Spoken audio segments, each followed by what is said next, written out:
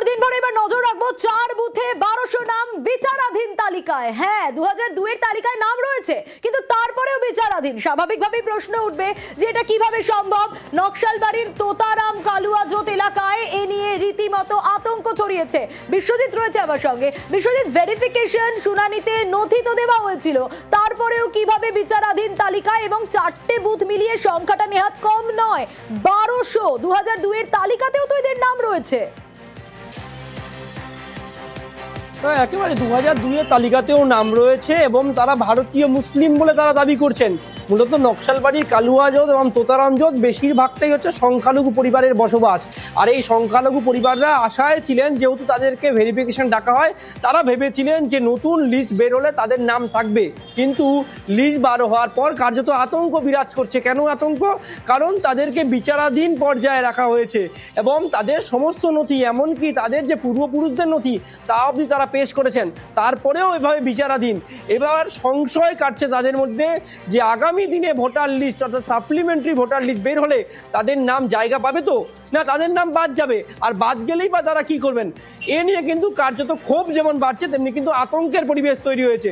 তুমি জানো যে সংখ্যালঘু সম্প্রদায়ের বর্তমান কিন্তু রমজান মাস চলছে, আর এই রমজান মাসে তাদের এই আতঙ্ক নতুন করে কিন্তু তাদের মধ্যে চিন্তা বাড়াচ্ছে আগামী দিনে কি হবে কি হবে না।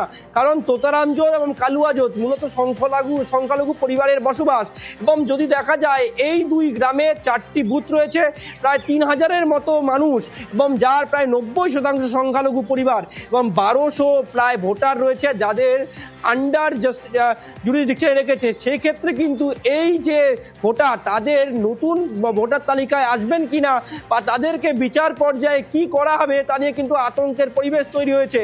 এবং ইতিমধ্যে তাদের বাড়িতে বাড়িতেও কিন্তু সেই ছবি আমরা দেখতে পাচ্ছি, এবং তারা চাইছেন যারা বিচার কার্যের সঙ্গে এই ভোটার তালিকা প্রস্তুত করছেন সেক্ষেত্রে তারা যেন সব কিছু মিলিয়ে দেখেন, না হলে আগামী দিনে তাদের কোন জায়গায় গিয়ে দাঁড়াতে হবে সেদিকেও কিন্তু তারা সংশয় বাড়ছে।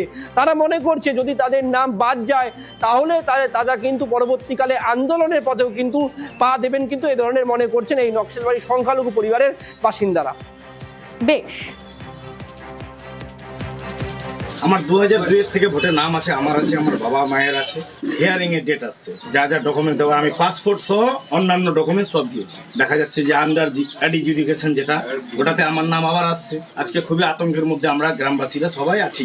806-এর মধ্যে 400 জনকেই এই আন্ডার এডুকেশনে করা হয়েছে। যা ডকুমেন্টস দরকার সবই দিয়েছি। আজকে দুঃখের সঙ্গে বলতে হয় যারা অফিসে বসে আছে ঠান্ডা করে, তারা লিস্টটা করতে গিয়ে এত ভুল করে কেন? আমরা ফর্মটা ফিল আপ করে ঠিকই দিই, সে দায় কি? আমরা এলাকায় দেখতেছি সব থেকে বেশি মুসলিমকে বাদ করা হয়েছে, তার ডাউটের মধ্যে নাম রেখে আছে। এটা যদি আমাদের সংশোধন করা না হয়, এটাই নিয়ে আমরা আতঙ্কের মধ্যে আছি।